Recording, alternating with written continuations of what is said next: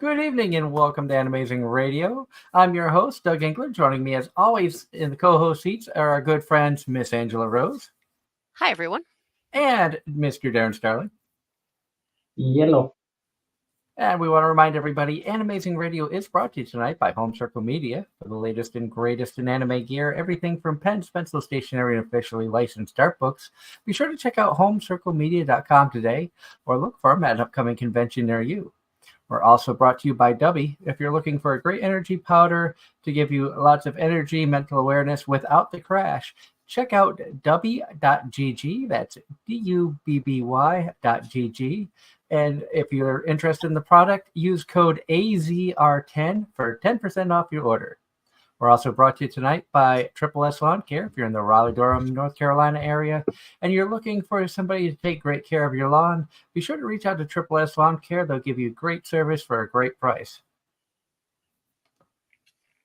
Again, hello everybody. Welcome to Anime-Zing Radio. Tonight, we're going to talk about what is up with the winter 2024 anime season.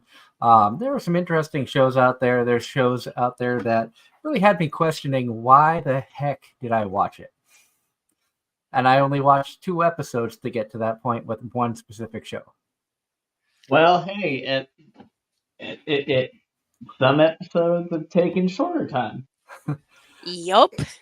And good evening, John and Mario. Hello to everybody out there in the chat. I hope you're all having a wonderful night. And it's been a crazy week. I want to start off with a little thing Angela sent us earlier. TV Tokyo wins a U.S. lawsuit against sellers of counterfeit Naruto merchandise. Did you read the article, Ange? Or? I skimmed it before this morning, before sending it, but it touches on. There we go. To bring it back up again. Where'd it go? Haha. There we go. Bringing it up again. It basically touches on a thing that we've talked about in the past, and especially as a lot of people we know collect merch, buy figures, sell figures. And we know how popular Naruto is. It seemed like a thing to kind of make people aware of. And it's And on the Anime News Network. And a lot of big name companies were listed. And it says here the U.S. District Court for the Northern District of Illinois announced its judgment in favor of TV Tokyo Corporation in its trademark infringement lawsuit on December 18th. The company had filed a Section A trademark infringement lawsuit against multiple online merchants on September 29th. Said the judgment was announced against 301 listed defendants, and the judgment order stated none of the defendants answered or appeared in any way during the case. Judgment order also named the following domain name registries and registers: VeriSign Inc., Newstar Inc., Affiliates Limited, Central Nick, Nominant, the Public Interest Registry, GoDaddy Operating Company LLC, Name.com, PDR Limited, along with a few others, asking them to disable the defendants' domain names and make them inactive. So obviously they're not taking this lightly for the counterfeit and knockoff merchandise. For it to have gone to court. And and it also goes on to say third-party sellers on Walmart and Amazon must also take down the links. To be fair, Naruto is how some of us became affiliated with Crunchyroll. Because Naruto was one of the first big pages on Facebook back in the day to get hijacked by the copyright holders. So this is nothing new. It's how Crunchyroll got their people for that run their pages. It's also how Crunchyroll itself made their Facebook page well known, because at the time it was the first Facebook page for anime to get a blue check mark from Facebook, which increased the reach of it astronomically back then. I think to 100%, because back when the blue check marks were first introduced, the reach on that page was 100%.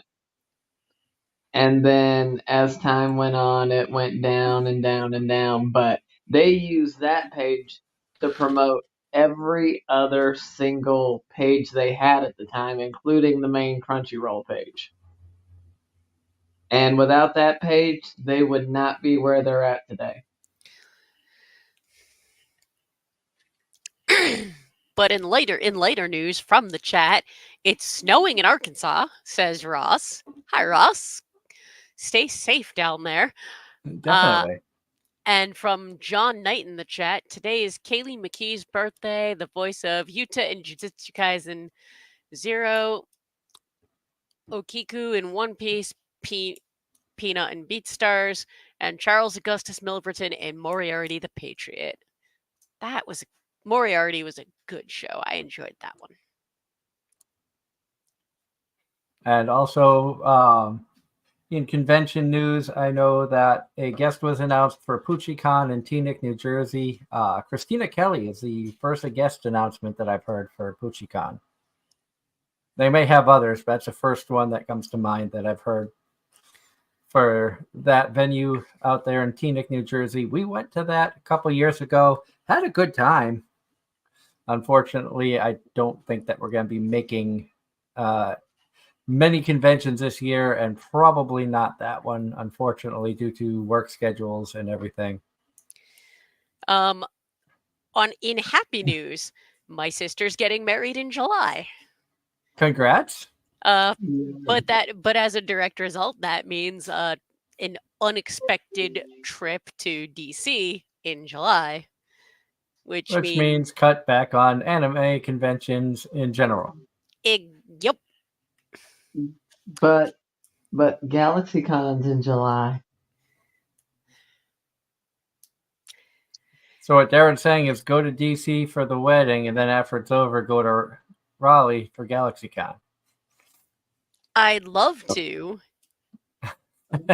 Well, to be fair, go on.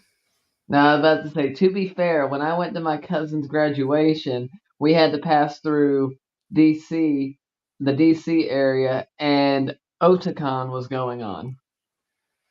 Yep. So I know what it's like.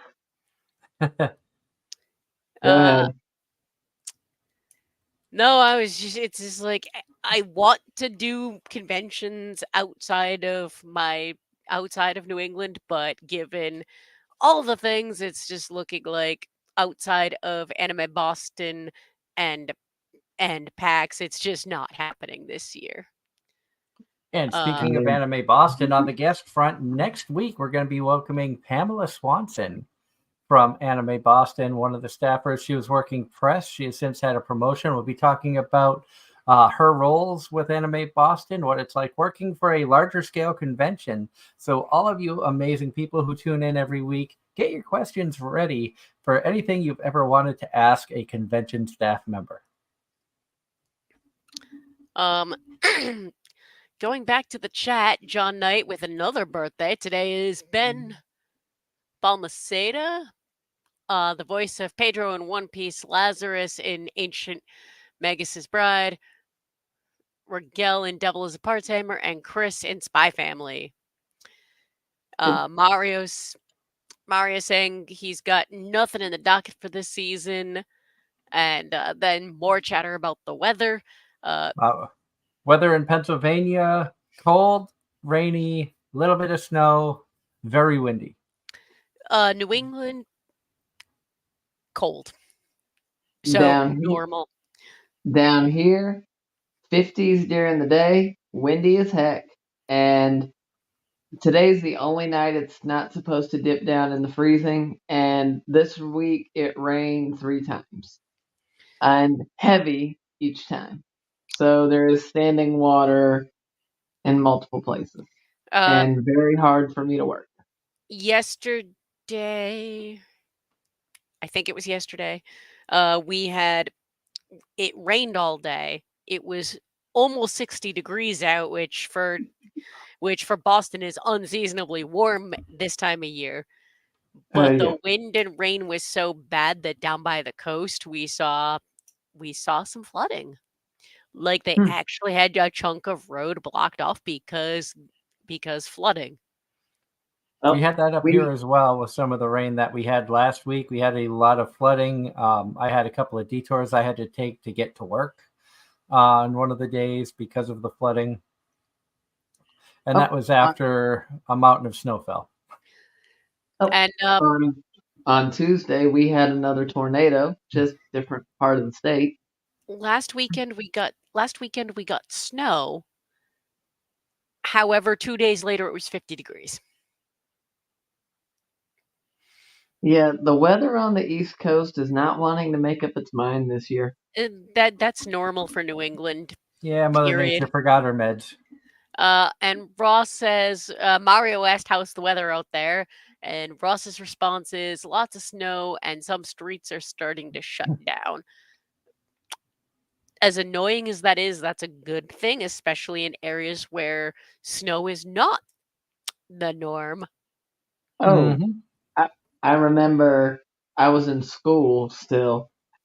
They got a little bit of snow in South Carolina and Georgia, all up the corridor of 95. Even my cousins down in Florida got some of it. That shut 95 down almost entirely. Uh, Yeah. I am not surprised by that in the slightest because you all don't have the equipment or the experience in dealing with that as opposed to up here where they don't. I don't know that I ever remember 95 up here being shut down ever. Um, yeah, down. Look, once you get past us in North Carolina, and honestly, once you get into the northern part of Wake County, the southern part of Durham County, like whenever it snows here on the rare occasion, that's where you see the snow. It's just like right above Raleigh is where you always see the snow. Just below Raleigh, you can forget it. Oh, my sister when she was in college at Georgia Southern had stories about the time it snowed there. It was an inch if that, but it shut the city down And I because being a nobody knew how to deal with it. being a race fan, I can remember a NASCAR Cup race being delayed. I don't. It may not actually. I don't think it was a Cup race. I think it was the Busch Gardens National Series. But they had a race delayed because it snowed at Atlanta Motor Speedway, and they enough they had snowmen built beside the race haulers. Now, Hmm. Doug, you understand. We've both been following sports intermittently for a very long time, and we both know the area. Buffalo. Actually, they pushed back the Buffalo Bills game that was supposed to be today. I saw that they're playing Yeah. tomorrow. Yep. Is that And they Because due were to the off. frigid temperatures? no, that's because No. Buffalo is supposed to have multiple feet of snow in the stadium. Ah, And on top of that, they were offering $20 an hour to people to clear the arena. oh, that's. Oh, I did hear about that because I've Anyone been over listening to the NFL Network all week because anybody of the over big the news age of out of 8 Austin. any willing and able-bodied person over the age of 18 could go help shovel out the stadium for $20 an hour. I, Hey, there could be worse paying jobs. I mean, I mean, the Patriots did that for a game against Miami, a regular season game, and the people who came and shoveled out got free tickets to the game. that's worth it in itself because Because I guarantee those weren't cheap. Yeah. New England is expensive. And that was during the Belichick Brady dynasty era, too. So those tickets would have been expensive otherwise. Yup. And now that era is completely dead in New England. Goodbye. Goodbye, Bill. Nice knowing you. But anyway, back on the topic, 2024 anime. What in the heck is wrong with this season? I hit a button and somehow that happened. I don't know what button I hit. The answer is everything. You got a lot of heroes God. and you got a lot of zeros. Okay. So- Ross is being Ross. And I missed a comment in the chat where Ross did confirm Top Gun 3. has been confirmed, and he wants to try distracting you guys into today's show topic of what is going on this season.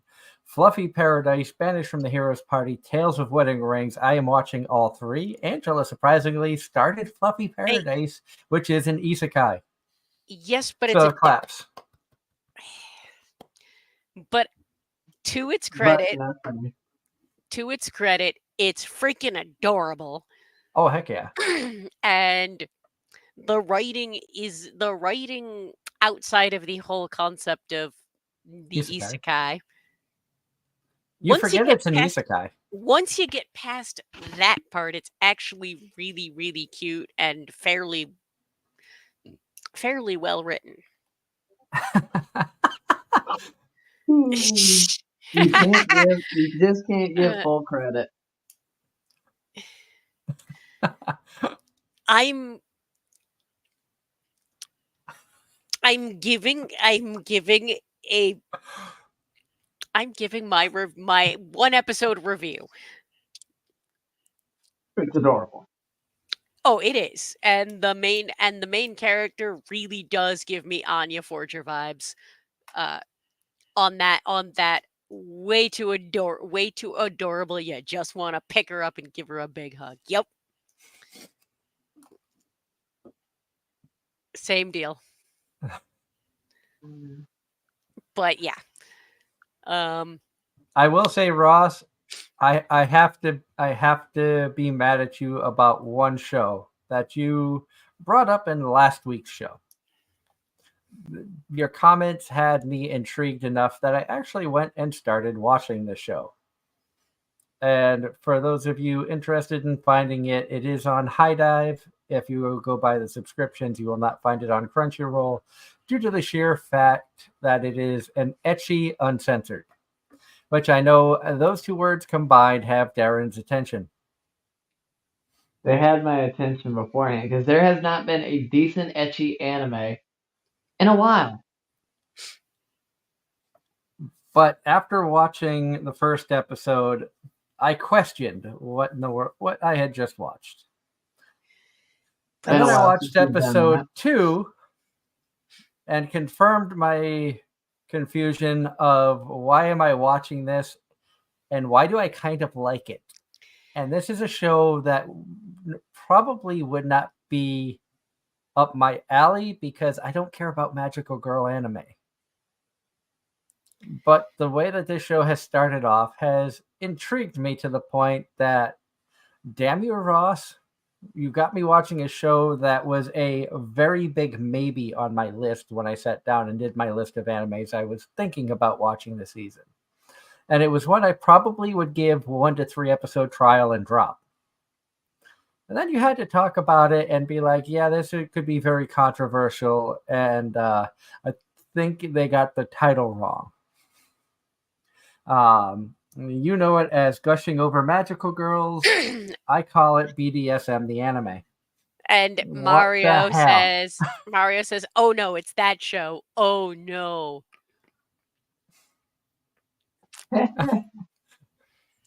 What in the world?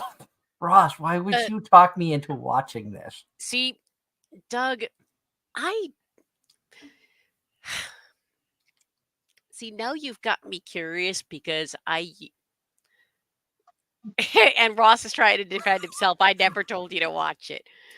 You never said I needed to watch this. You are correct. And Ross, I think you're on a track record of but you suggested 2 out of corrupting Doug.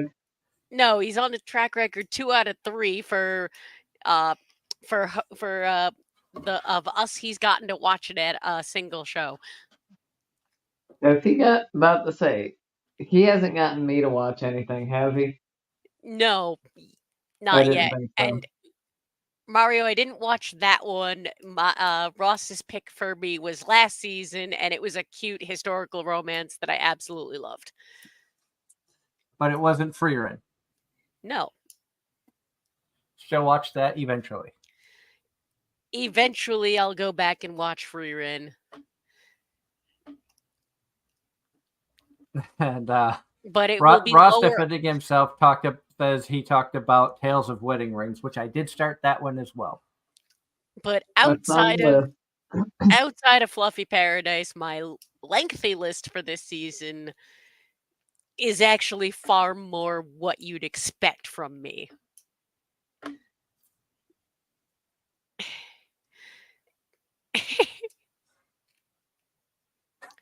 Who's Mallory?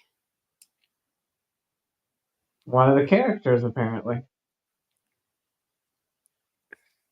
I'm not sure who Mallory is. And well, unless Mallory came out in the episode 18, I've only seen 17 episodes. I didn't know that they dropped 18 But until today when we were watching the English dub of episode 15. But I'm notorious for picking every couple seasons. Mallory Roddick?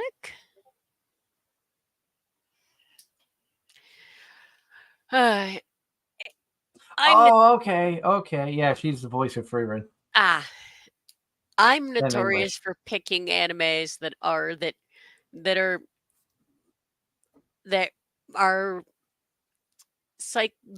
basically what we call mindfucks and make you question everything after every episode. Why the hell did I just watch this? We call that Pop Team Epic. You can't tell me I'm wrong on that. Nope. I never saw it, so I could, but based on your reaction, I'm not gonna. Darren knows where I'm coming from. Even my wife was like, "Why did we watch this? And why did we enjoy season 1, but season 2 was so bad we couldn't get past the first episode?" Sometimes things just hit different. If I had to explain Pop Team Epic, it's like, oh god, what was that random cartoon that had like claymations and stuff like that? I remember Smurfs versus Snorks on that. I think it was on MTV or Cartoon Network. I don't remember. It'll come to me.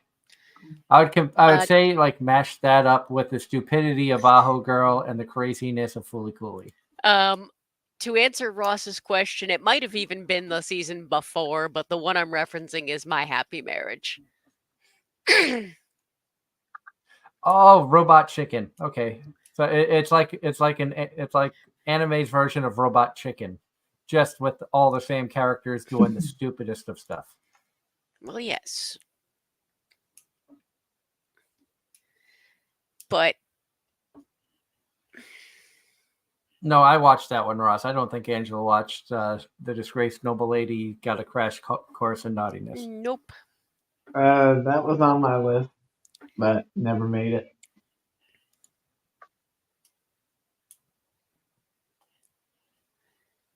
But yeah, we have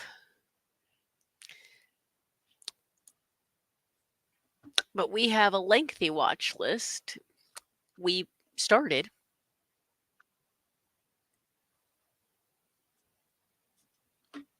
Which includes the ones we started include Mashal Season 2, which picked up exactly where Season 1 left off and is fantastic. Fluffy Paradise, watched one episode. We've already gotten into that. And and 2 episodes of Unwanted Undead Adventurer, which so far so good, but also a different take on it, but also giving various vibes to things like Goblin Slayer because of how certain things are set up, and I could be wrong. And then we've got and then on the watch list we've got nope, nope, nope. Filters cooperate. Since when have you ever had filters? I'm going through my anime list and trying to filter things in order so that I actually make sure I don't. We've got ones that we haven't started yet. Like I haven't started Banished from the Heroes Party yet. I do need to go back and watch season 1. Delicious in Dungeon, which I've heard nothing but fantastic things about. That one's on Netflix. Things like Buchigiri from Studio Mappa, which is good, which guaranteed to be interesting, if Because nothing it's else. Mappa. Exactly. I would say anything Mappa puts their hands on. Exactly. And yep, we've got Metallic Rogue from Studio Bones.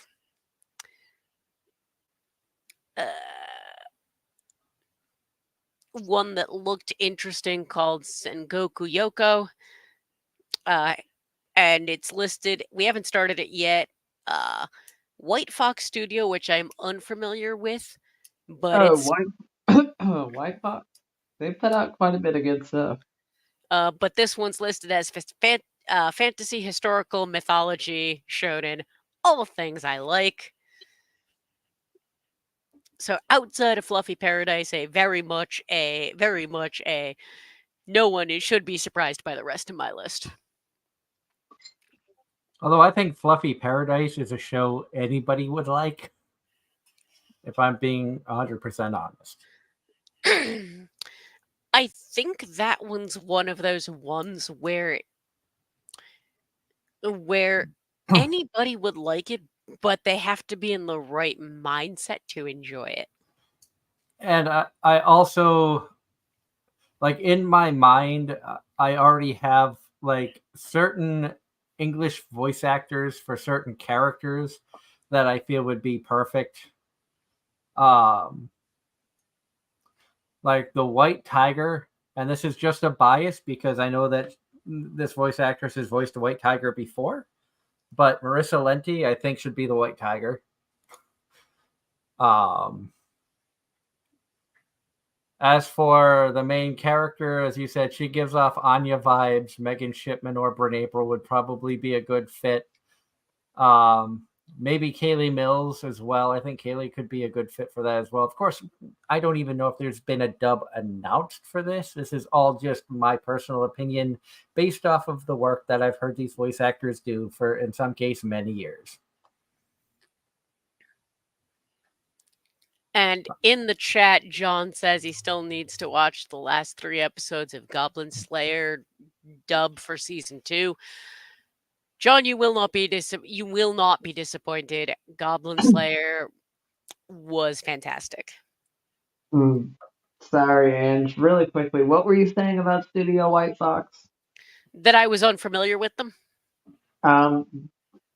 They produced Steins Gate, ReZero, Akame Got Kill, Devil is a Part-Timer, Goblin Slayer. White Fox did Goblin Slayer? Yep. Okay, that's the out of everything you've listed, that's the only one I've seen. Ari Puerta, Overly Cautious Hero, Jormungand. Let's see. There's the Order of Rabbit. So a bunch of things I've heard of, but only one that I've watched. Yes. But yes, Goblin Slayer is the...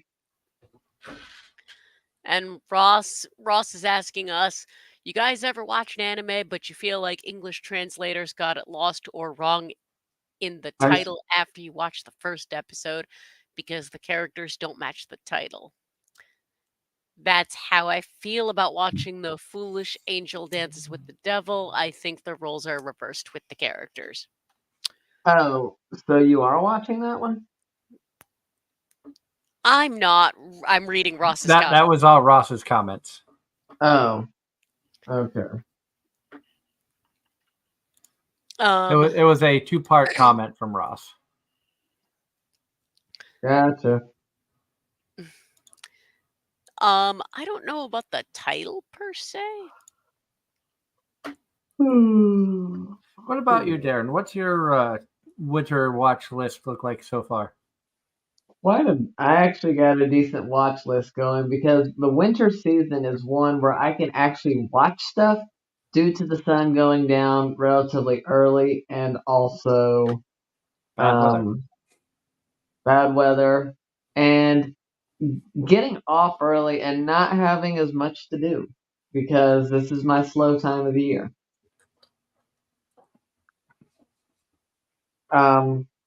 As far as second seasons, one of my absolute favorites this season. Mario and Ross, please chime in if you've seen it. The Dangers in My Heart has my heart this season. Absolutely adorable, great opening, great character development. Absolutely love it. Let's see, what else am I watching? Unfortunately, I did not watch season 2, or I would be watching Classroom of the Elite season 3. Um, Chain Soldier. I did watch the first episode of that one. That one is interesting, to say the least. Um, let's see, what else? I was starting A Sign of Affection and got distracted, but that is on the list. That is on my list as well. We haven't started it yet. Um, I already watched it, Ross, so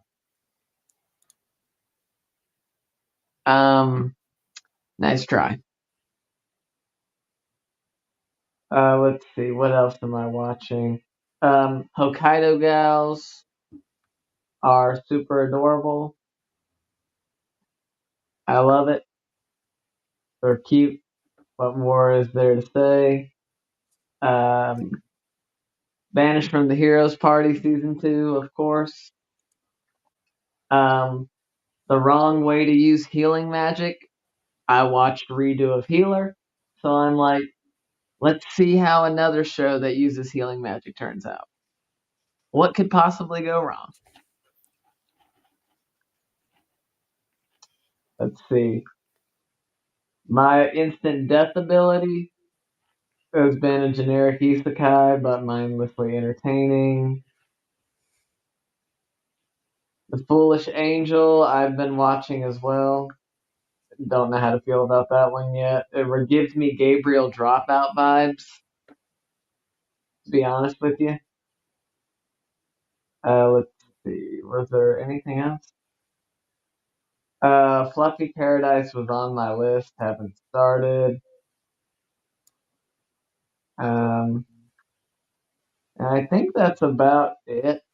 A couple of these look interesting. Oh, Doug. Yes.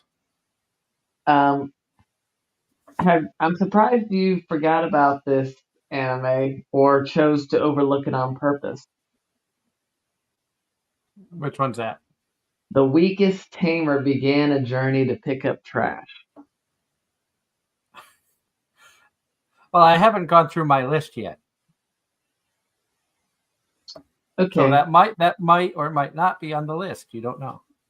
Oh, and then the other one that caught my interest this season, I haven't started. 'Tis Time for Torture, Princess. It is not what you're thinking. Is that a food anime? Yes, it is.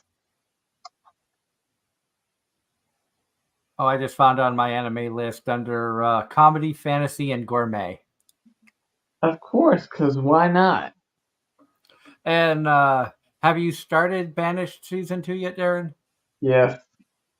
Ross has a question for you asking Darren, while on your Banished, did you notice the main characters in red clothes have different colors this season? Nope, was not paying attention to that. I can say that from watching season 2, and I actually this week rewatched season 1 to catch myself back up to where season 2 currently is. And I have to say, even though she was not my favorite character in season 1 because I thought she was kind of bland, in season 2 she has become, in my opinion, best girl thus far, and that's Ruti, the hero. Well, she's The fact allowed she to gained her express herself personality, now. yeah, now she got her personality back. It's like, you know what? She's kind of adorable. And I kind of put her as best girl on the show.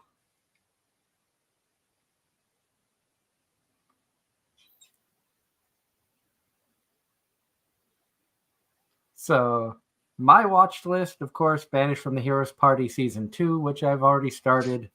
Also, already started Fluffy Paradise. Watched all 3 episodes that have come out this far. Show is absolutely adorable. Angela has already talked a bunch about it, so I don't feel I need to do that.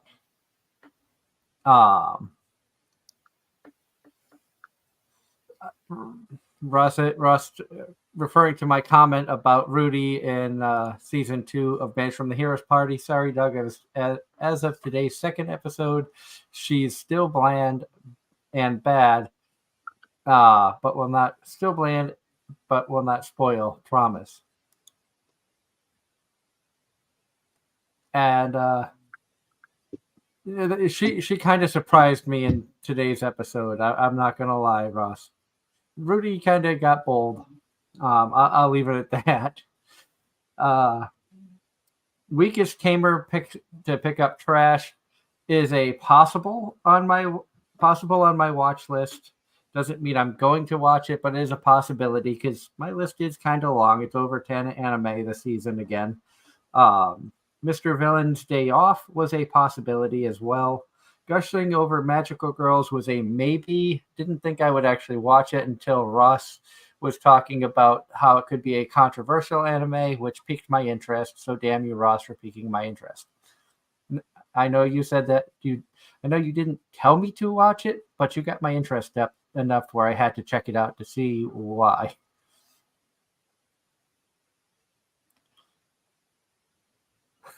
Yes, I heard what was said in the hot springs on Banished, Rose. A possibility, Sengoku Yuko. Was it Yuko? Was that one that was on your list, Ange? Yes. That I have that as a possibility as well. I just haven't been able to find where that's at. Was that the Netflix one you were talking about? No, that one's on Crunchy. Okay. Sengoku what? Yuko. It is on Crunchy. Oh, I see it. The Way of Pawn is another possibility one. It kind of had my interest, but I'm not sure if that's one I'm going to watch or not. Another possibility is the anime about 40 onsens. I forget the exact title. Isekai no Yu, around 40 onsen mania. I don't know all of the Japanese title of that one. Which one? Hold on.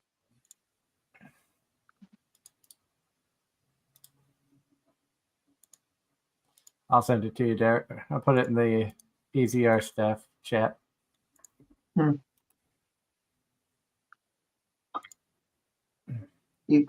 Isekai no Yu Kaitakuki. Man, I don't even see that one on the list I'm looking at. But then again,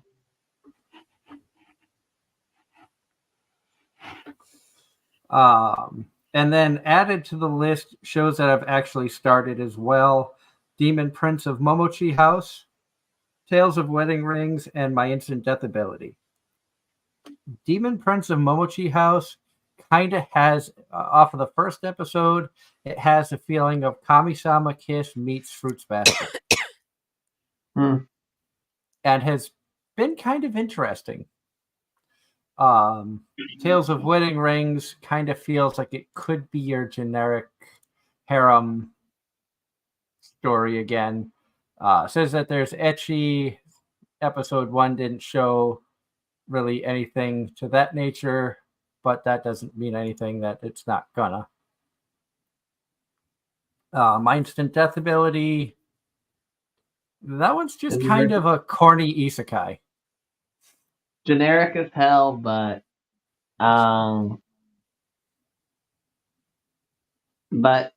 interesting. My friend kind of spoiled it because he read the light novel for it, and posted about it like 3 years ago. And my friend commented on it and brought it back into my news feed. So unfortunately, I already got spoiled on it. So getting spoiled on it, are you still gonna watch it? Or are you just kind of like, Yes. eh? Okay. Yes. And Because Nico it's and Kiyoshi Game Playing Idiots. Oh, go ahead, Darren. I was about to say, because the spoilers centered around not our main characters, but the supporting characters. So,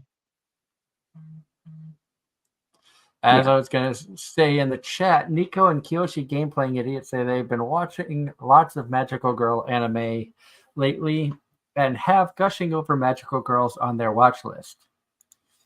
Top 2 Magical Girl anime for them thus far are Madoka Magica and Symphogear. The last Magical Girl anime I watched was Gonna be the Twin Tail? No. What was it? And I'm the only one that got this damn thing right. Maho Shoujo site.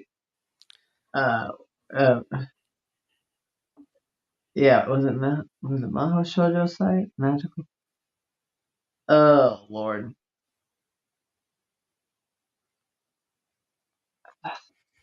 I forget the English title for it. But that Anyway, being said, gushing over Magical Girls, like I said, might be a show Angela would want to check out. As far as Magical Girl animes go, the last one of those I watched was probably Wonder Egg. Wonder Egg Priority, which probably is labeled as, which I believe labeled as Magical Girl Horror. And Ross in the is chat that really says even his. Magical Girl? I was wondering that too. Could that really be a Magical Girl anime? It is listed, if I remember correctly, it is listed as Magical Girl Horror. That's weird. Oh, Raising Girl, Magical Girl Raising Project. That was the last one I watched. Okay. And in the chat, Ross says that his watch list consists of Hokkaido Gals that Darren's watching, Banished from the Heroes Party, Tales of Wedding Rings, Foolish Angel, Instant Death Ability, Dangers in My Heart 2, Dr. Elise, Sign of Affection, Fluffy Paradise, and Seventh Time Loop. The girl that's on her 7th.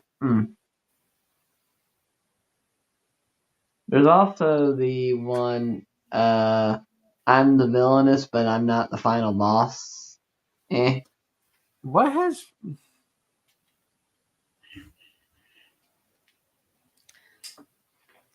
Ross is pointing out, also, Okay, Doug, yeah.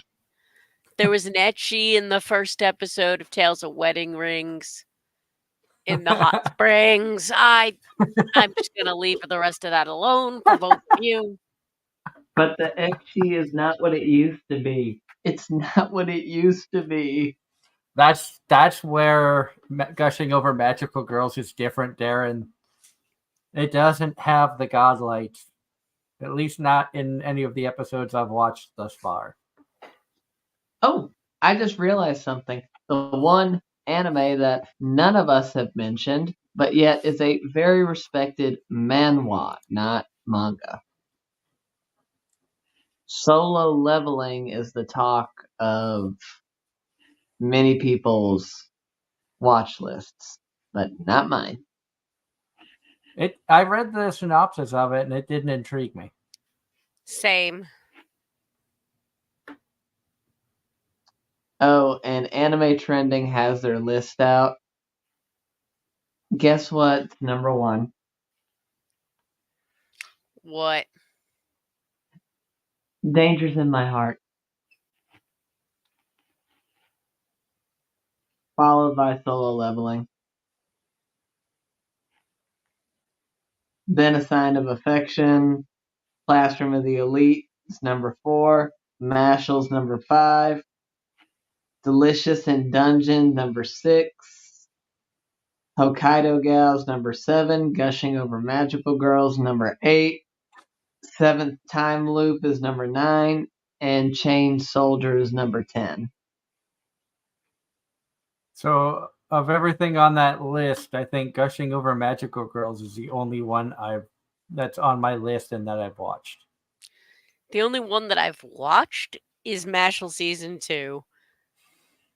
But others are on my list. I have half of them on. I've watched 2 of them, and half of them are on my list. I take it back. I've watched 3 of them.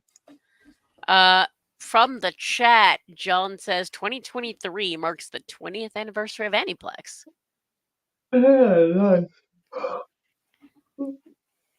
That's I They came didn't out know in that 2000. actually. That's pretty cool. They came out in 2004. So Funimation was older than them.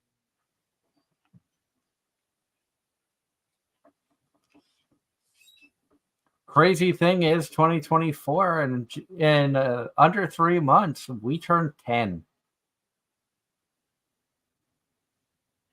How insane is that to think? People have actually listened to predominantly you ramble for 10 years. You're one of them, Darren. Fair. And people seem to like my rampages. I think that's And what's people bringing more seem to- people in. And people seem to like me sleeping. The sleep talking is the best. We need to get Darren to do more sleep talking. Darren used rest. Darren used sleep talk. I used to love that combination with Snorlax.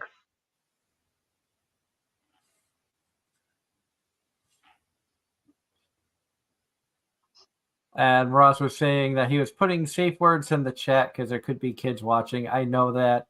I still found it really comical the way that the wording was put. And Angela didn't want to say it on the air. Hence why I filtered for once. I think it caught her off guard because I think it was one of those cases she started to read the comment, and as her eyes caught up and her mind caught up to where her eyes were reading, she's like, I'm not going any farther. Nope. Lesson learned for now.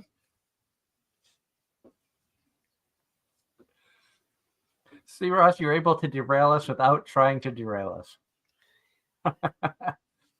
Every now and again, I have some semblance of propriety. But you can mark it in the books that there is more I think for the first time since Angela has joined AZR, that Angela and I have more than one of the same anime on our watch list. Are we all sharing a show this season? I think we're all sharing Fluffy possibly, Paradise, I think. I think we're all sharing 2 shows if Angela gets caught up. What's the other one? Vanished. So we're going to have a record of 2? I think so. We had 2 at one point. And you and I also have Sengoku Yuko. I haven't started it yet. Neither have I. I'm not sure where to find that yet. I think, did I you say it told was you on it's on Crunchy? Crunchy. Because I looked, I didn't see it before, but it could If be you under a different just title. if you just type in Sengoku, it's in the first row, but it's not the first thing listed.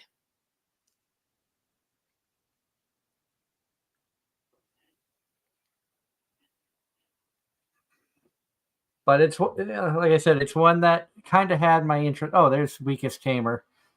So I have that one to possibly check out. I probably will. Knowing me, I will probably watch that.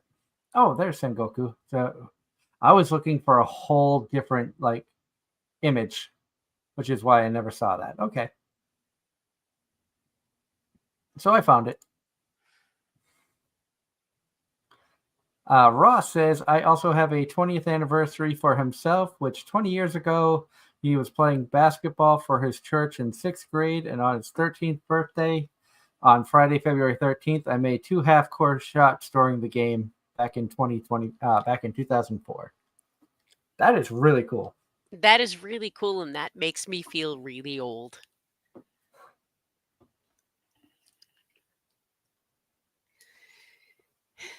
And of course, it happened on Friday the 13th.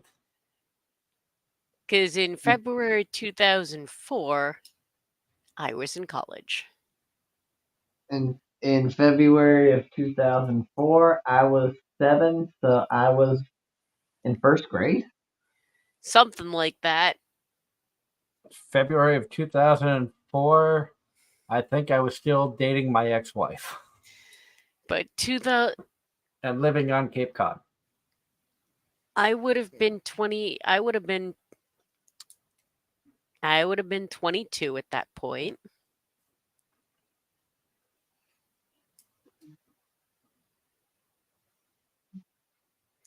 And I think at that point I was at the period of not watching anime because I had no way to access it, no one to watch it with.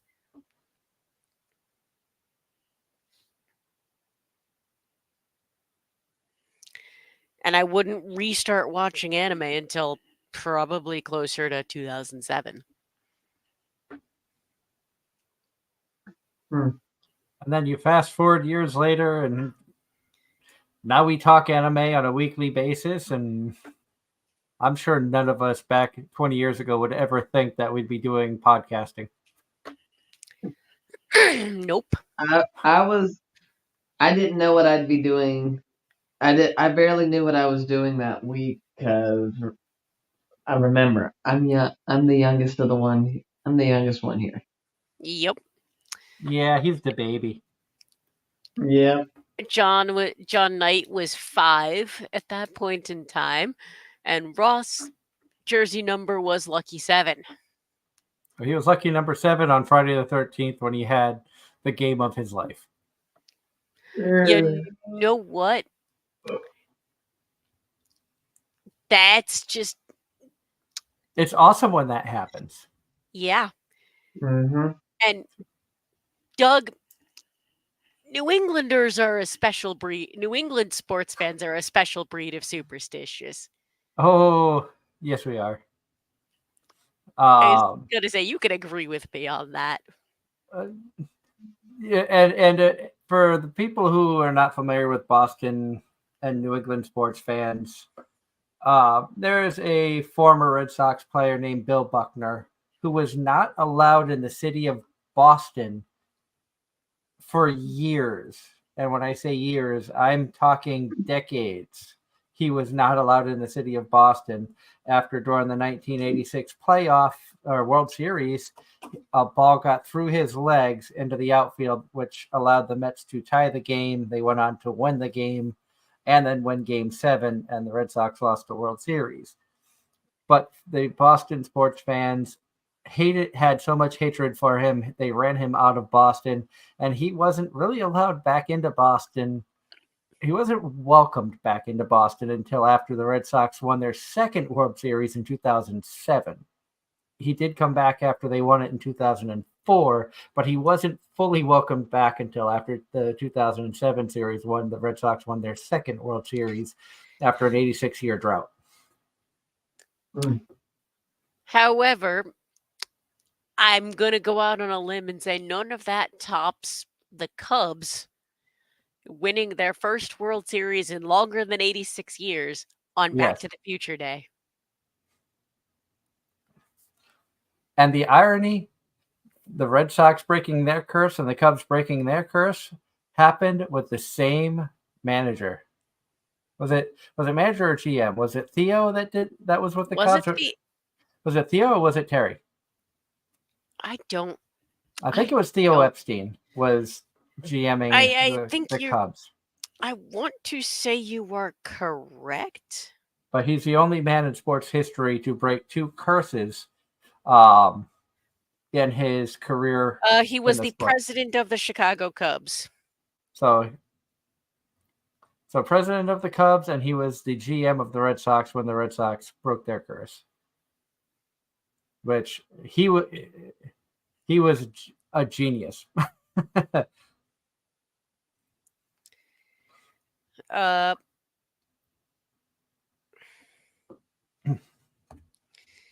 he was also involved with the San Diego Padres.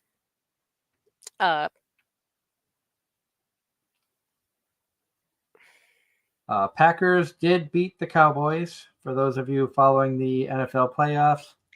And And Detroit is somehow winning. the Lions are beating the Rams in the second quarter, 14-10.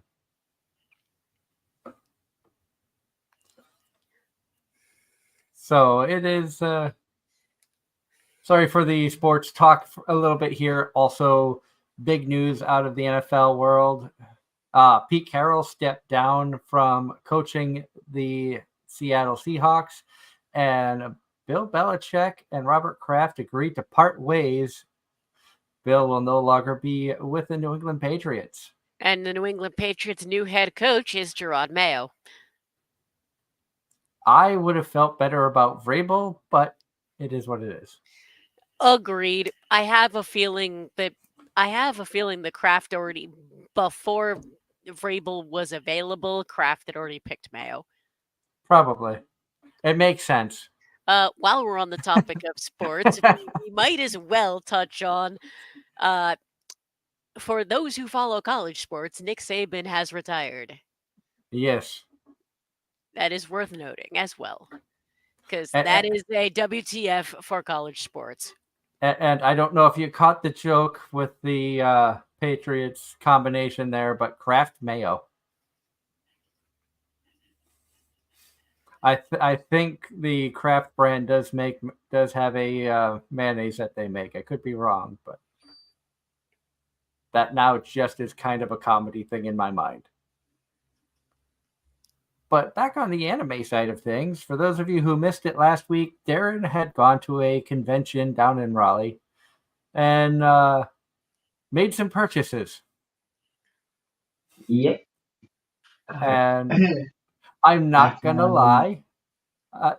Knowing that I had this weekend off, the thought had crossed my mind about driving out down to North Carolina just to pick up the figure, spend the night, and drive back. And try to be back home. So you may get a random spur of the moment message being like, I have 2 days off back to back, Darren, I'm coming down for the figure. Well, I would say it's worth it, considering it's worth more than the drive, and it's worth more than the headache to ship it. Yeah. Because this thing is quite large. Yes, but how heavy is it? It's not that heavy. But I don't trust it getting shipped, to be honest. That is a completely different story.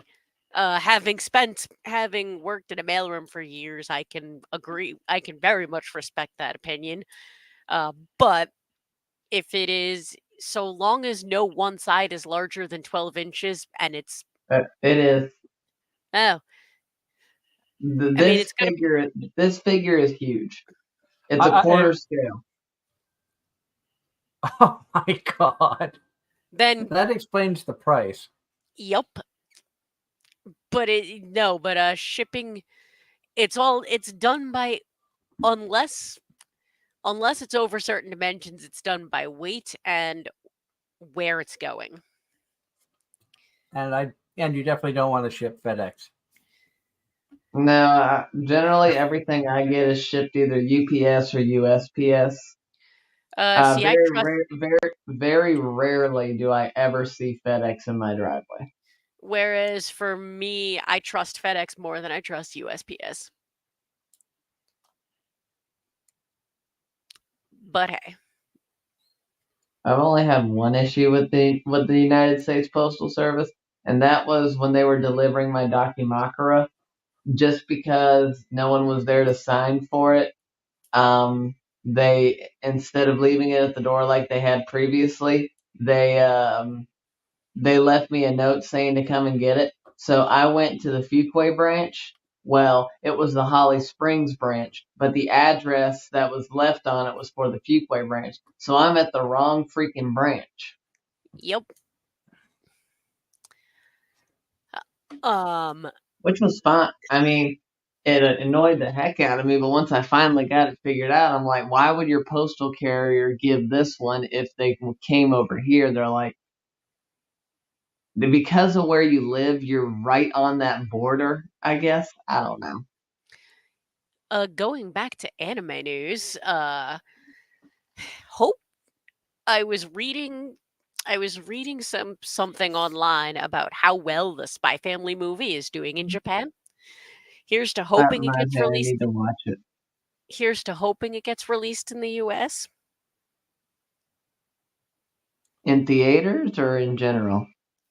Um, it would be awesome to see in theaters because If Spy it came Well, Family. to, yeah, well, given the history of them putting movies in theaters recently, that might be a possibility. Like that would be amazing, but in general, I want to watch it Spy uh, Family. because one, Spy Family, and two, apparently there's a lot of really they go more into the family dynamics. You just want to watch it for Anya. If I'm being honest. True. I like I like uh Lloyd's I like Nightfall.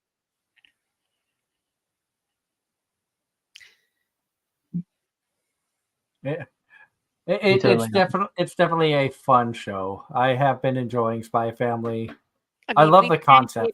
we've dedicated entire episodes to Spy Family. We have. And Mhm. John in the chat says the English dub for Metallic Rogue is on Crunchy alongside the English sub. So it's Yeah, simuldubbing, yay. it is, and it's already on my Crunchyroll watch list. But will John she also, watch it? we're getting there. Fun fact, I don't have to go to work tomorrow, so Neither do I. that's a chunk of our day. I do. Uh, I gotta be there for 9 a.m. John I also I said, got I got to drop off my a machine at the dealership for the third time in less than 3 hours. So I'm very happy. wait, third time in less than 3 hours? What? Yeah, third time in less than 3 hours on the machine. It keeps blowing hoses.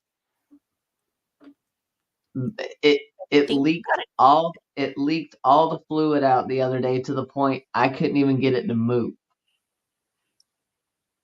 sounds like you got a dud. But this machine was my dad's, and we never had any of these problems until this particular dealership put their hands on it.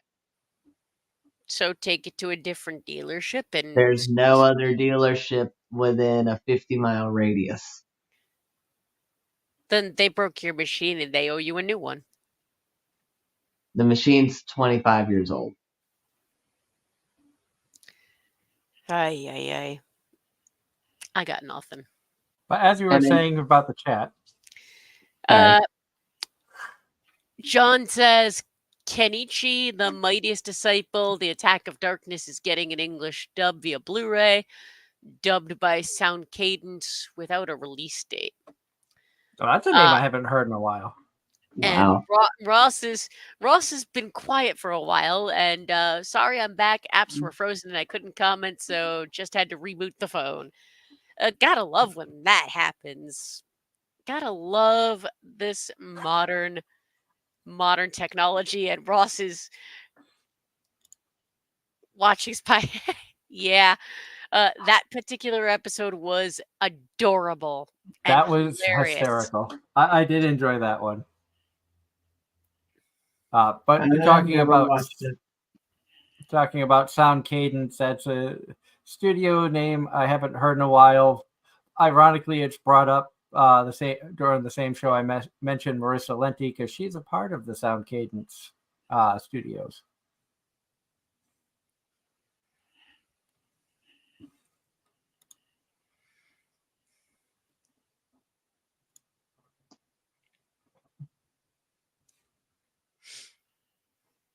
But it's with the animes that are coming out now. I know, Angela, you said that you just recently caught up on what you were trying to catch up from the 23 season. Our fall 2023 watch list was actually fairly small in comparison. Uh, we only finished, I think, one show. We finished Under Ninja, which was our what the fuck for that season. We ended up giving up on Girl and Her Guard Dog 10 episodes in. It just got too too predictable, too boring, and just not worth finishing. Apothecary Diaries is a 24, but we're caught up, and that I'm absolutely loving that. And I think that might have been it for. I did not realize that show has one of the highest ratings on my anime list currently. It's actually number 29 of all of them. Which one? Apothecary Diaries. It is ranked number 29 Oh currently. no, the three we finished first. I watched more than I thought for fall season 3. I forgot about Goblin Slayer. I forgot about Spy Family, which really, I've been talk. And then I watched what's labeled as an ONA called Goodnight World, which was another really.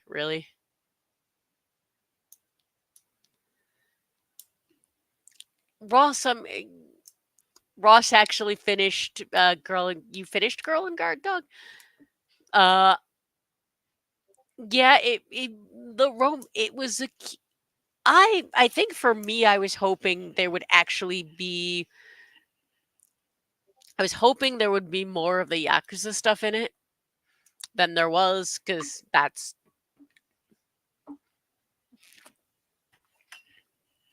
That's what interests her. It does. I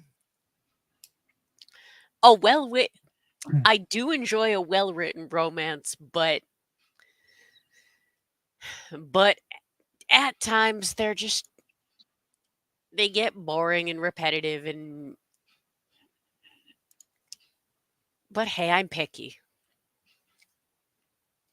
Now, if we're looking back at 2023 as a whole, what would you say is some of your most memorable shows from 2023? Sequel or non-sequel?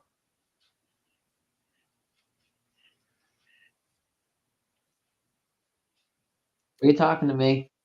I was talking to everybody. Looking at what I actually finished watching for 2023,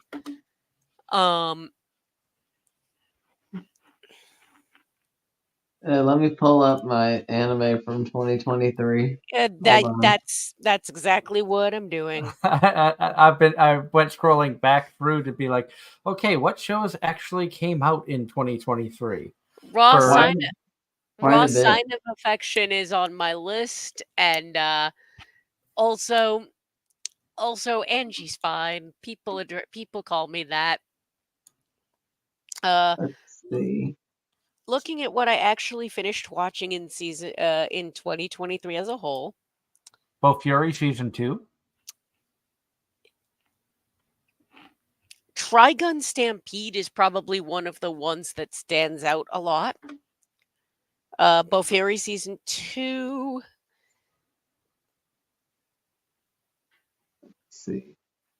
Probably my favorite that stood out to me, and it's mainly because seasons 1 and 2 aired, has got to be The Eminence in Shadow. So it dawned on me at the end of 2022, we either the very last show of 2022 or the first show of 2023, we did a top 5. We all put together a top 5, and we all had two shows in common in that top 5. You two had 3 out of 5 in common. And it dawned on me we didn't do that for this year, which goes back to a point I made a while ago about there not being as much anime over the course of 2023 that stood out that much. I To think be I think honest, that could be Winter, a just due to how busy I was, Winter was about the only season in 2023 I really paid attention to.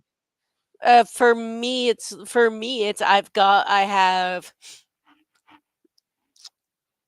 3 that I finished for winter. Attack on Titan. 1, 2, 3, 5 for spring. Although one I know we didn't finish until the fall, or until summer at least. Summer I only finished 2. Fall I finished more than I thought.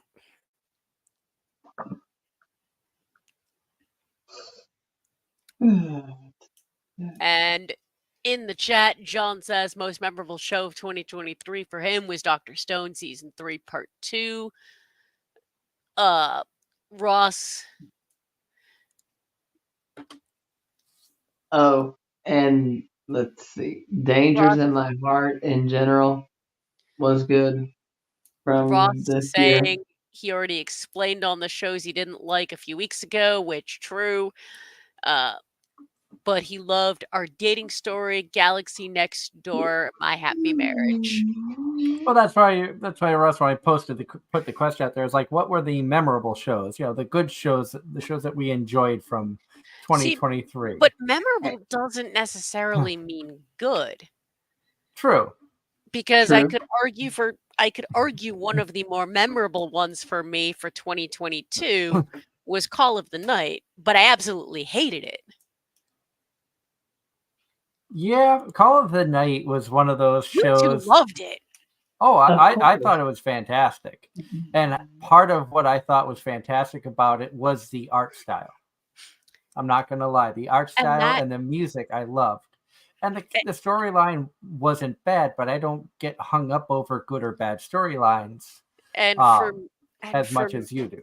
and for me, mediocre art is not a deal breaker or art style isn't a deal breaker for me, but JoJo. but bad writing is far more of a deal breaker. And did I hear that correctly, Darren? Yep. JoJo. I refuse to watch JoJo because of the writing. I A refuse to lot of watch it people, because of the art style. a lot of people because it's the art and animation. To be honest with you, For me, it's the writing. But Taking the time to look back continue through. Ross's comments, he's still waiting on the last English dub for both Goblin Slayer Season 2 and Ancient Magus Bride. I forgot about Magus Bride. And as well as Naughtiness in Crash Course of Noble Lady. But looking at my watch list for 2020, looking at what I watched in 2023, it really is all over the place, more so than usual. The I'm rom- just, the romance stuck out for 2023 this year. It really did. There was a yeah, lot of good romances, A lot of sequels. and a a lot lot of of, sequels, a and lot a of lot of weird, romances. a lot of just weird. Uh, I didn't see no interspecies reviewers or redo of healer type weird, so no. No, we had vending machine weird. uh, Oh, and pig. uh, Yeah. y'all, you want some interesting sci-fi? Check out psychological sci-fi shonen. Gene of AI was one that I watched. I I really enjoyed it, but it really was a why did I watch this at the same time? Remind me, Ange, did you watch Dora Hetero? Nope. I do Any know that it's interest getting in a it? season 2. Yep, my friend ironically was looking for. I ran into him at the convention. He was working the D&D and Magic table, that for one of the hobby shops around here, and he went to the dealer room with me. He was actually trying to get a Dora Hetero. He was looking for Dora Hetero merch, and then ironically that same day, season 2 gets confirmed, and he lost it. He was so ecstatic. It's an interesting show. You should. I highly. I really think it's something that you would probably like. So why is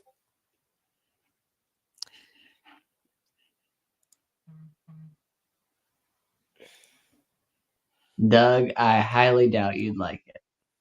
Yeah. that makes all the sense in the world. Um, reminders. I think my favorite season from 2023 might have been spring because of you had Konosuba, the Mega Mm-hmm. Man saga, in Another World with My Smartphone season 2, Kuma Bear season 2. Um, Dur- Dura Hetero from 2020. Yep, It's Mappa, which means it was trippy as. yep, fantasy gore horror. Okay, It was Re- interesting. reading the description now.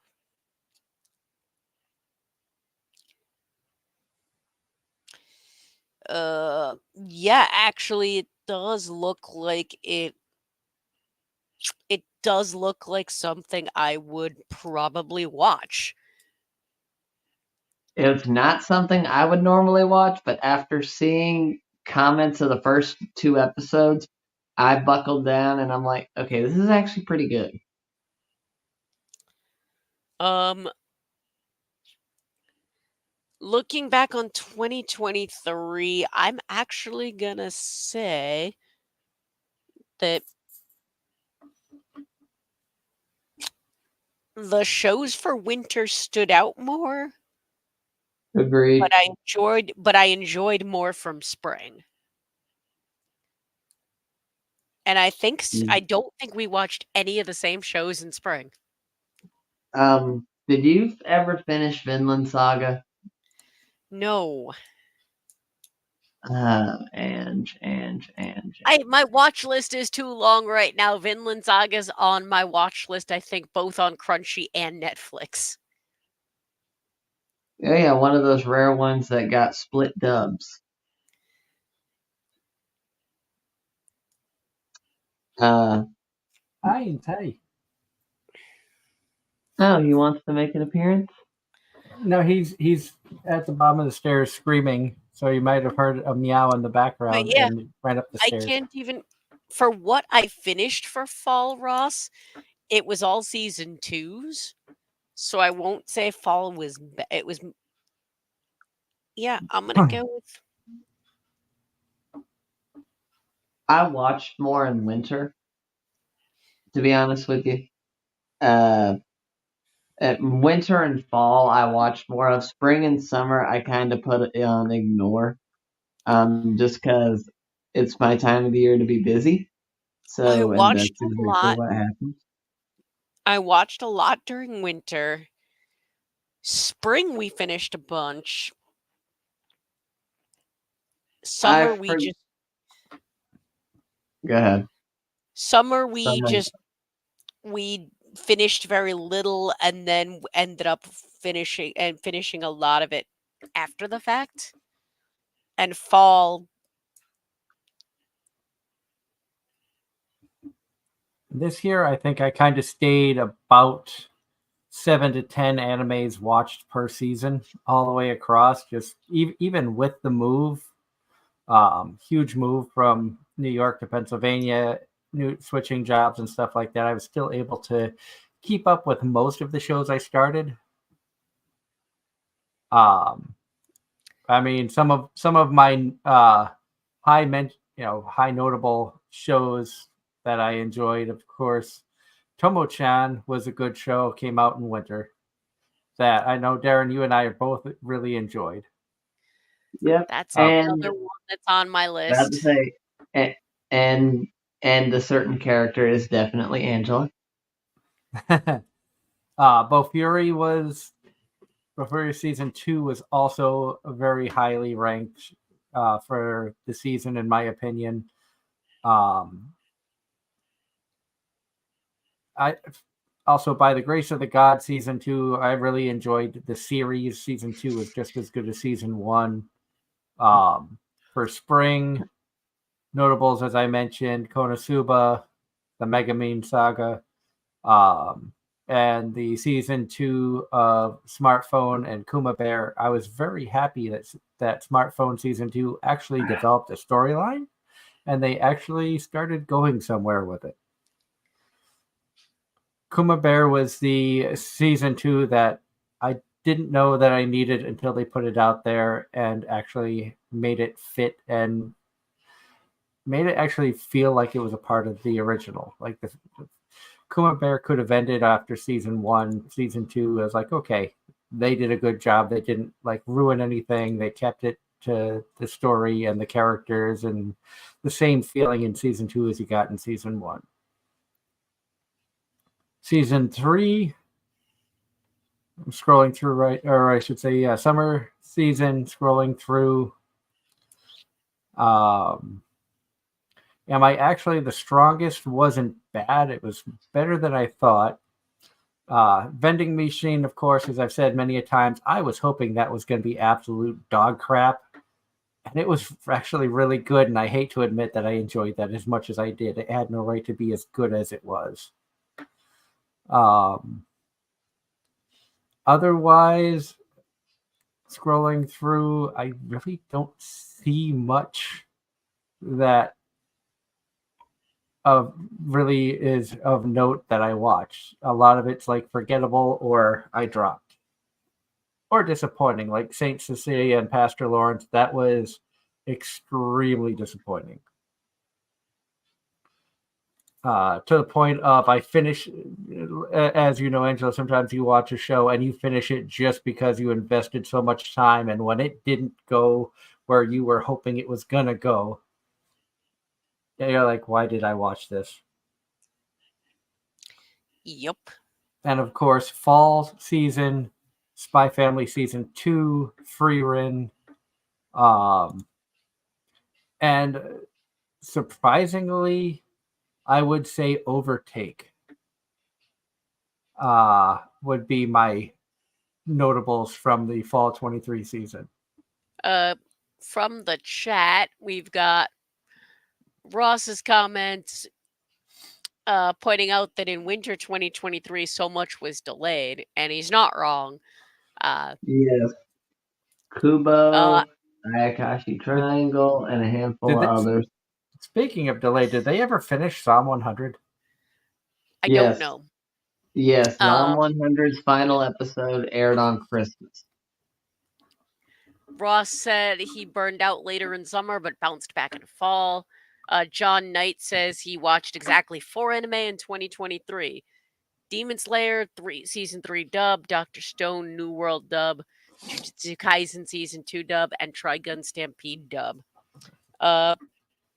Yeah, looking at what I watched versus what I didn't watch, I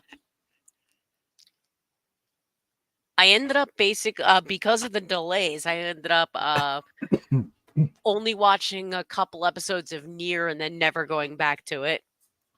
So she watched a There's couple one of on the episodes list. of Nier and then ran far. But I'm saying, Oh, uh, speaking. Sorry, that just made me think of something. Did go for it. anyone see Gigak's video about the 10 anime characters who could take on Goku? No. No. I saw it was up there, but I haven't watched it. Near 2B was number 10. Why not Interesting. 2B? Oh my god. 2B versus Goku in a fight. Who is going to win? Also, the whole list was a joke. There was only legitimately like one character on the list that could even maybe one or two characters that could even remotely take him. Was one of them All Might from My Hero Academia? No. No, the better hero. Deku. Which No. one? Saitama.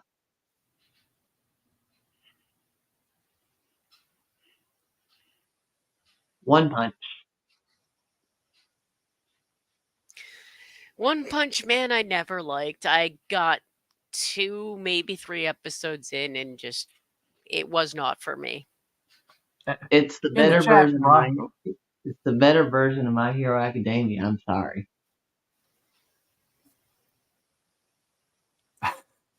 Actually, you may as well consider One Punch the prequel to My Hero for the fact that abilities were a lot less common in One Punch and became a lot more common in My Hero.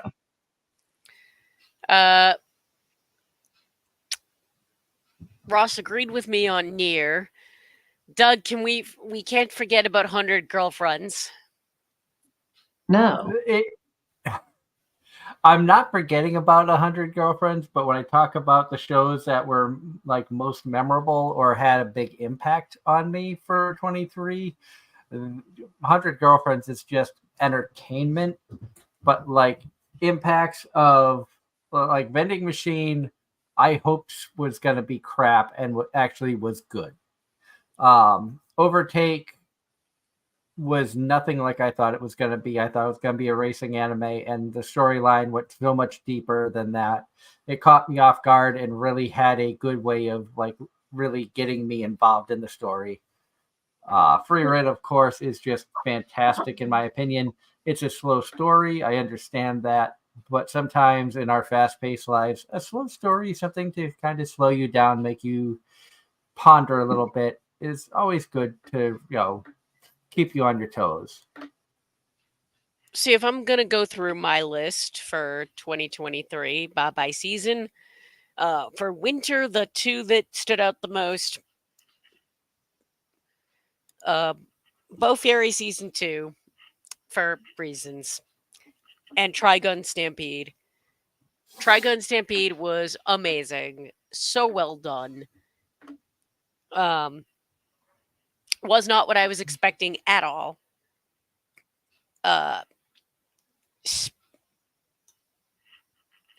Attack on Titan was a very memorable thing because it finally freaking ended. Yeah. And that's all. But that's all I'm gonna say about that now. Now we're waiting for the next sequel to come out. For spring, the two that stood out the most, Skip and Loafer, which was an adorable, cute story, so wholesome, and Mashal Season 1, which a lot of very different, so much fun. And I told you that my wife's watching Mashal now, right? Mashal, so good. Uh, for summer, I watched so little that I I only, according to my anime list, I only finished 2 anime from summer. One of them was a psychological what in the heck, and the other was My Happy Marriage, thanks to Ross. And then the fall, the Which means she standout. needs to still watch Vending Machine. I'm not watching Vending Machine. Not Why doing it not? on principle. You endured Aho, girl. Vending Machine is a lot better than that. Nope. Got you there. For the fall, the 2 that stood out the most, both season 2s, Spy Family and Goblin Slayer. Goblin Slayer season 2 did live up to what I wanted it to be. And Spy Family, we've discussed so much that's really all that needs to be said. In the words of Anya, when talking about this stuff, I'm about to get bored. I'm bored. That was absolutely hysterical. That was hysterical. John Knight in the chat says, Angela, you don't like isekai anime because the names are long. No, a lot of it gets into how I've seen so few. Most of them are Original ideas? they're not original. There's too many stupid tropes that I can't stand. And they're cookie cutter generic, and most just don't interest me. And then come in Fluffy Paradise. Fluffy Paradise is the one we are referring to as our palate cleanser anime for this season. I will still stand by. I think you should give Realist Hero a try. I still stand by that you need to catch up on Slime and you need to start Slime. Me? Yes. I think he's saying that you need to start Slime and I need to catch up. Slime doesn't interest me. But Rimuru. Means nothing.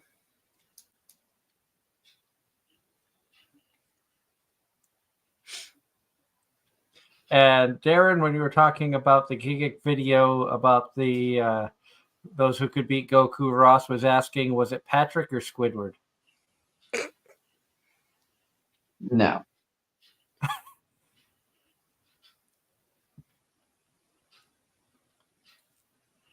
Which that is funny. Agreed. Speaking of boring, there's Squidward. About to say, I never, that was one show I never watched a single episode of. I despised SpongeBob in every way, shape, and form. I wish I could Wait. say the same. Wait, that is something we agree on, Darren. I unfortunately, because both of my sisters absolutely loved it, that meant I caught episodes here and there. I would not sit down and watch SpongeBob myself. Unfortunately, I can't say unfortunately, but when you have children who do enjoy it, sometimes you're forced to watch stuff that you would rather not, just to appease the children.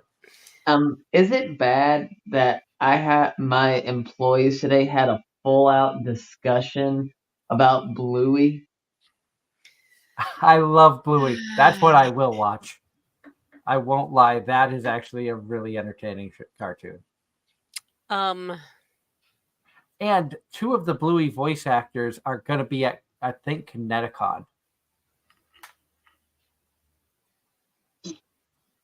this year. Hey. Bluey, I have heard things about, but never actually seen.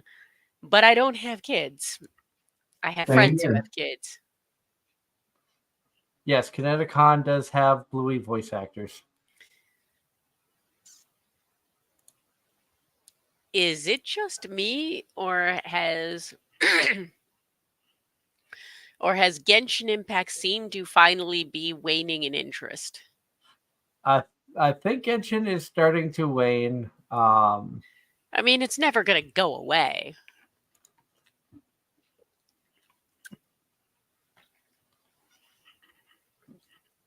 I mean, there's like Honkai Star Rail came out, and a lot of people started talking about that. We saw ads from that every time we watched like Trash Taste or any of our typical YouTubers and stuff like that. But I never played Honkai. I did try Genshin. I mean, the graphics and the game style were amazing. I can understand where people fell in love with the game. And Ross says he's still waiting on the Genshin Impact anime. Same actually. That Doug, did you watch the most recent Journey Across Japan video? The one that dropped yesterday? The Yes. one featuring Joey. Yes. I found that to be funny. I like how Chris had two people he wanted to blame for the scratches on his windshield. After the video evidence showed that it wasn't Sea Dog VA and somebody else. I found that to be funny when he put a dartboard with that person's face on it in the party bus. Yep. And I won't lie, when they turned that RV into a bar V, I was like, I would go there. That looked kind of cool. That's traveling in style. Yep. That was kind of neat to see him do something good for his staff.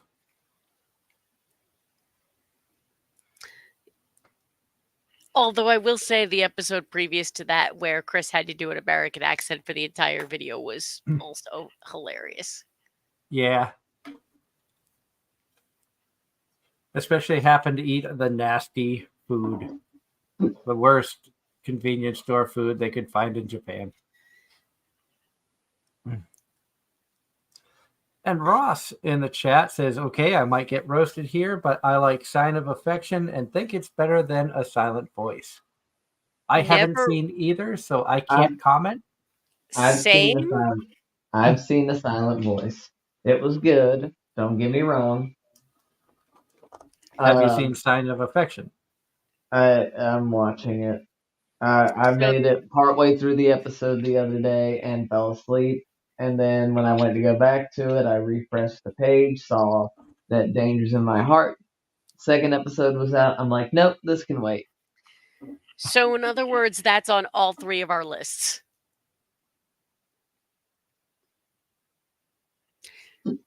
I guess it happens. Whether or not all three of us finish it. Sign of Affection is not on my list. Oh, I thought it was. Nope. Yes, okay. John. I made my parents watch that one. I have not watched Your Name. I've been told by multiple people I should. That's another one I just haven't gotten around to.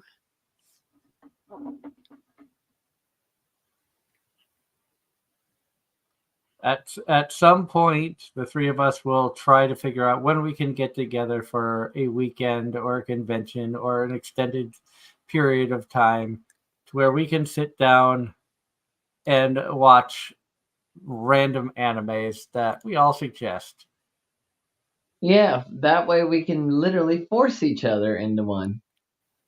I'm sure that because I know you both like Goblin Slayer. Like I said, I watched 2 episodes and couldn't get into it, but I'm sure that's one that you would probably have me sit down and be like, no, you need to watch this one. I know another one that would probably get pushed on me would be Jobless Reincarnation. But then again, I would fight back with shows like Mushoku Tensei. Yeah. Yeah. Of course, I could fight back with Vending Machine. That's fine. I no. The problem is I share both of your tastes, so more or less regardless of what y'all pick. Yeah, but I come out with stuff for you, Darren, like Shine Post, True. which you even admitted wasn't as bad as you thought it was going to be, Pretty much. and it's still better than Love Live in my opinion. And honestly, Darren, if I was going to pick something for you, it would probably be a psychological one at this point, That's fine. largely because that seems to be where we differ.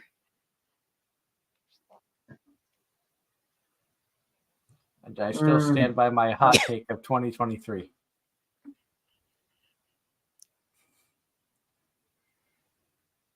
The one that actually had Edge fly off the handle at me for a moment. I know which one he's talking about. As do I, which is why I'm staying quiet, and I'm just gonna go back. I'm just gonna say Plymouth is not Boston for a hot Yeah. take of 2023. Yeah. Well, Fury is Mhm. what I was hoping SAO would have been. Yep, we're just gonna ignore that. And Deku is still the most annoying character from My Hero. Well, Yet I again, will not. Well, I will not 100% dispute that. I will say Mineta was far more annoying. Of course, I can only go up to like partway through season 4, but And that's still quite a large sample size to be like, this character never got better and never made me change my impression of him. Deku is by far one of the weaker characters of the show. Like, I am not disputing that in the slightest. weaker as in all around or mentally or what how in what retrospect? It's Just how the character is just portrayed how the through the show. characters, yeah, how the characters portrayed in the first couple seasons. In the first couple of seasons, he's basically all but useless and it gets into dumb luck.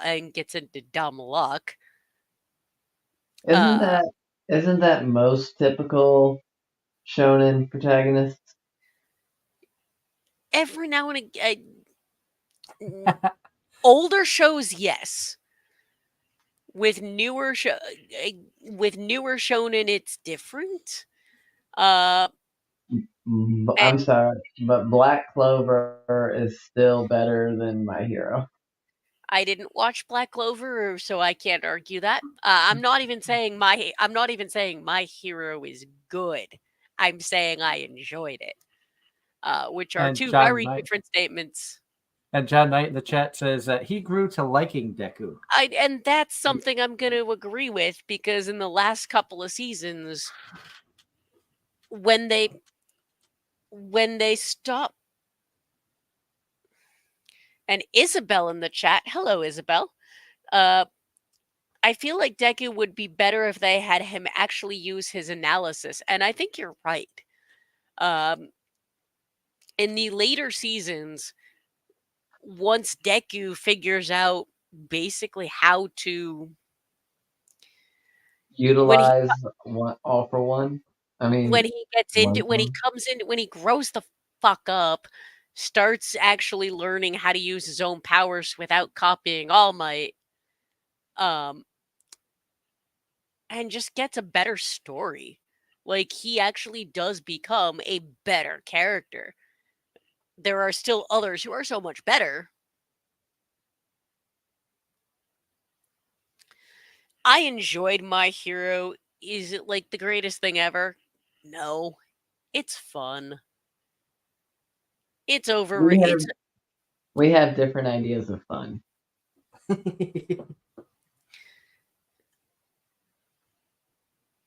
Darren's ideas of fun involve high school DxD. I also maintain that you should go back and watch the villain arc. Yes, I Because will watch the villains. I will admit I will watch the villains. like that arc was that arc was fantastic.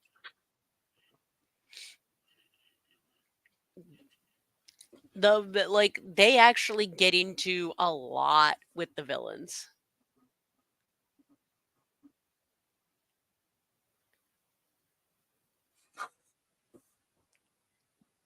If I go back and watch it, I would definitely watch that. Um, Ross in the chat says, "Am I the only one that thinks that Deku and Kendo, the redhead hero named Big Fist, would make for a perfect couple because they are a lot alike?" I thought the redhead was Red Riot, Red Riot? Yeah, it was Red Riot. unless And there's a different redhead.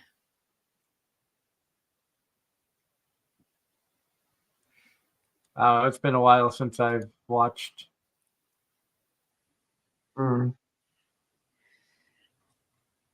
But see, One thing I will say about My Hero, and I give a lot of credit to the people who created My Hero Academia, because being able to have a storyline where there are so many characters with so many different quirks, no matter how good or bad they may be, it's still, the creativity of it all, I give a lot of credit to. I may say it's overrated, but I won't say that it's bad. I won't say that, and because I lost interest in it, it just is kind of par for the course because most shonen don't keep me interested. and to feed off of that, I still highly recommend Medaka Box. Because the amount of abilities in that show are insane. And if you read the manga, there is a picture of one of the characters that the literal background behind her is all of her skills. And she has over 7 quadrillion skills. the chat has reminded us all that Kendo the redhead is in 1B and is a female, and I do not remember who this character is. So to answer Ross's question, I'm going to go out on a limb and say yes, you're the only one that thinks that. I always thought, through the first 4 seasons anyway, Froppy and Deku would have made a cute couple. I know a lot of people thought Deku and Ochako, but I liked Froppy. I will actually agree with Ochako. But I can too, as much as I still don't like. But no, I think what's far funnier was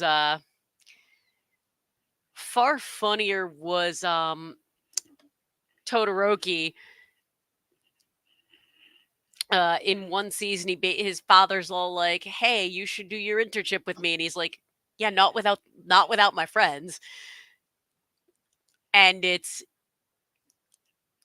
Deku and Bakugo's reactions to everything. It's just hilarious. That the three of them interacting as friends while learning under Endeavor was just price. That was hilarious. Okay, I know. I just looked up the character from My Hero, Kendo Itsuka. And John Knight points out that the English voice was done by Jay Texton.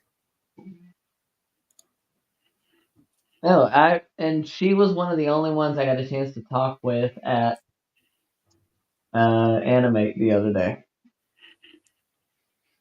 I enjoyed chatting with her. She's the one that actually got me to continue watching DxD, Darren.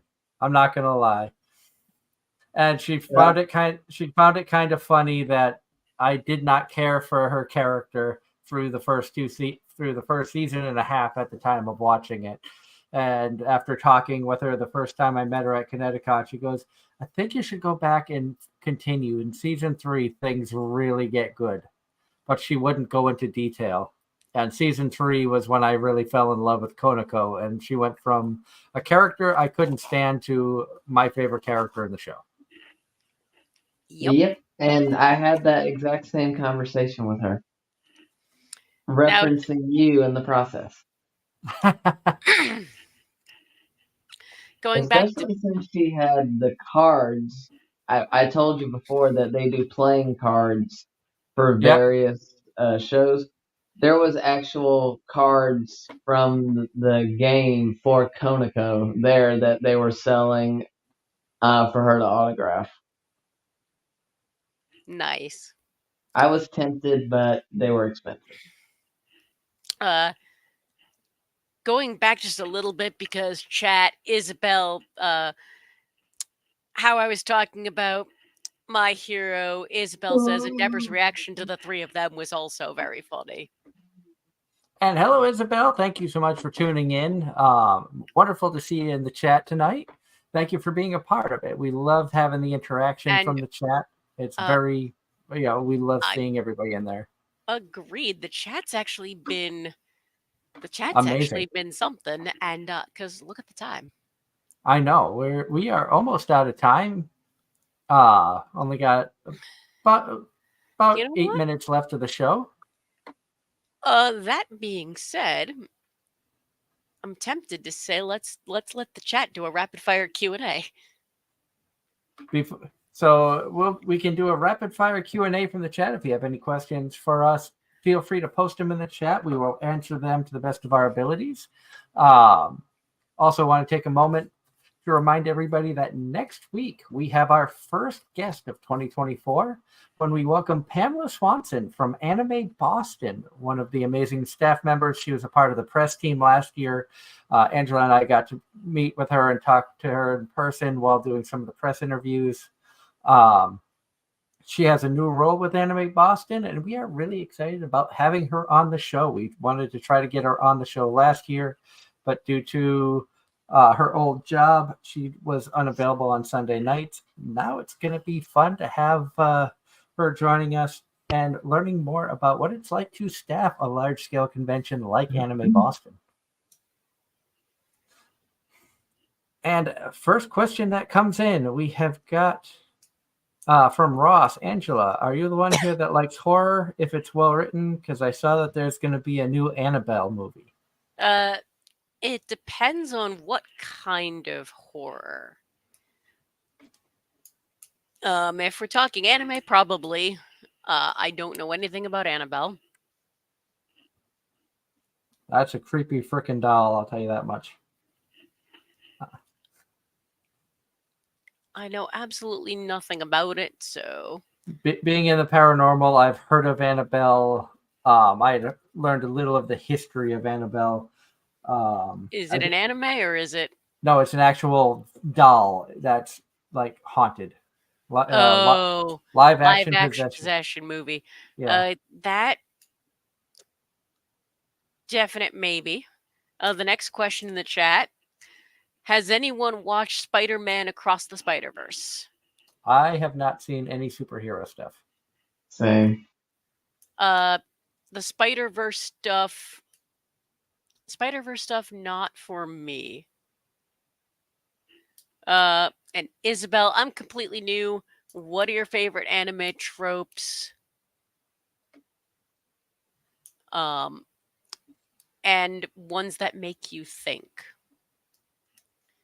Or they generally like romance, isekai, slice of life, and ones that make you think. For me, what I get picked on by these guys for is I really like a good shonen. I love psychological stuff that makes you think. Moriarty the Patriot, I absolutely loved. Psychopaths is up there as one of my favorites. I like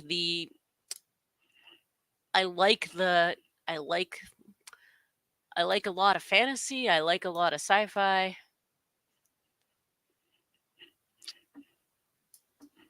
Yeah. What about you, Darren? What are some of your picks?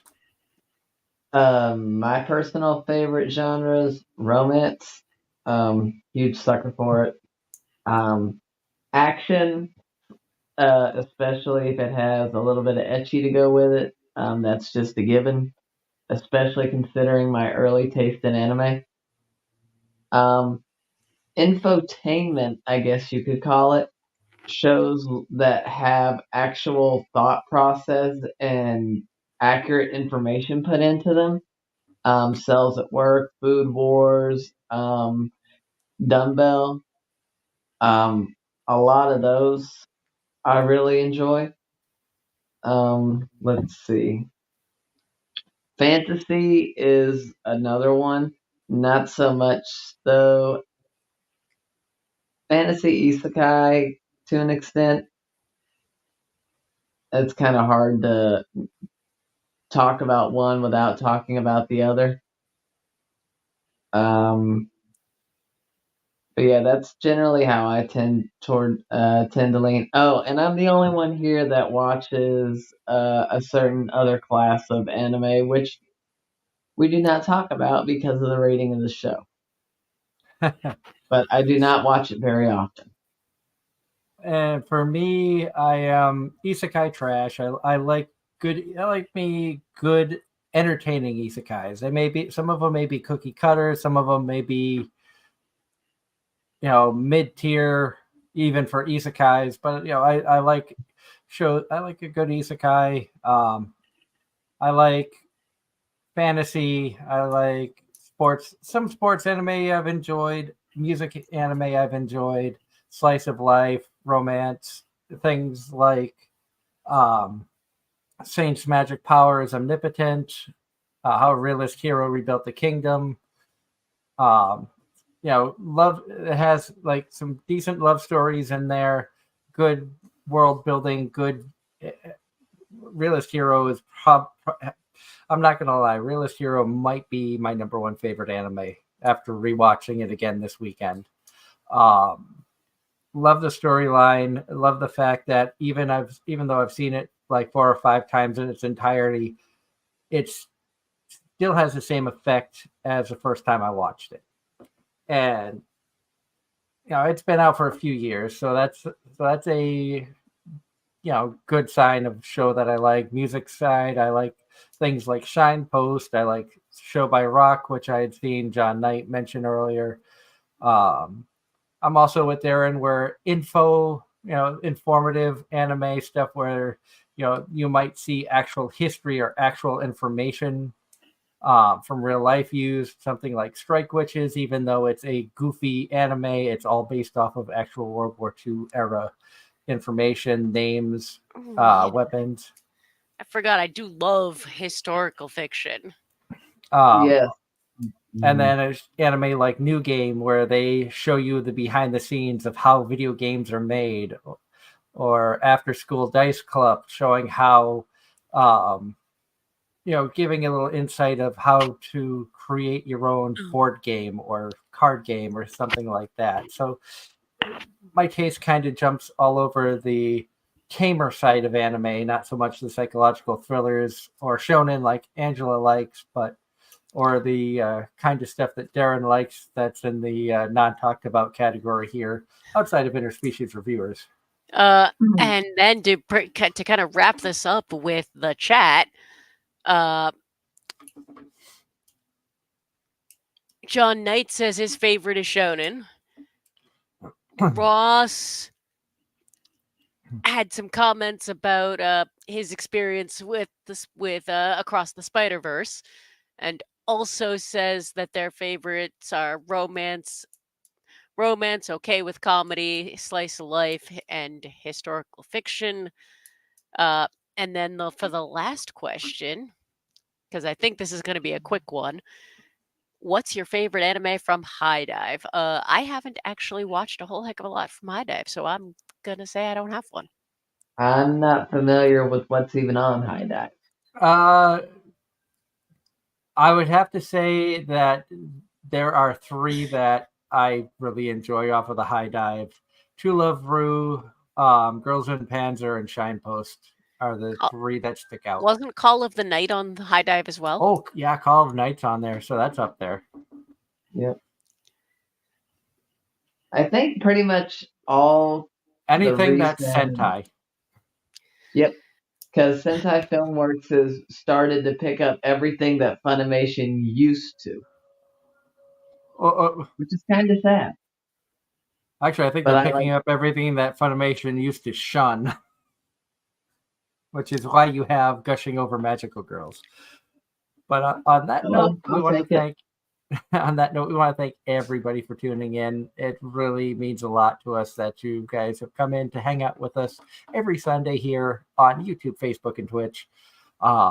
Really means the world to us. Like I said, next week we will have Pamela Swanson joining us from Anime Boston. So have all your convention questions at the ready. If you have ever wondered what it's like behind the scenes for a large scale convention, to give you an idea, pre-COVID Anime Boston numbers range between 25 and 30,000 people in a 3-day weekend. So gives you an idea of the scope of what Anime Boston is.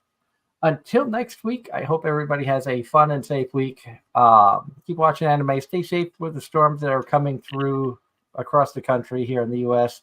And for all of you audio listeners, come over to YouTube, check us out, be part of the live shows. We love the fact that you're tuning in from all over the globe. It really means the world to us. But come be a part of the live shows where we can actually get to meet you, talk with you, and have you be not just a listener of the show, but become a part of the shows. We're Pick our closing in. brains some. Also, we're closing in on the 300 subscriber mark. Once we hit that, I do have a giveaway, a autographed picture from Christy Rothrock. So definitely once we hit that, we'll let you know, and we will have a contest to give that away, which we are excited about. So like I said, until next week, everybody stay safe, keep enjoying anime, and this has been Anime-Zing Radio right here on Facebook, YouTube, and Twitch. Good night, Good night. everybody. Good night.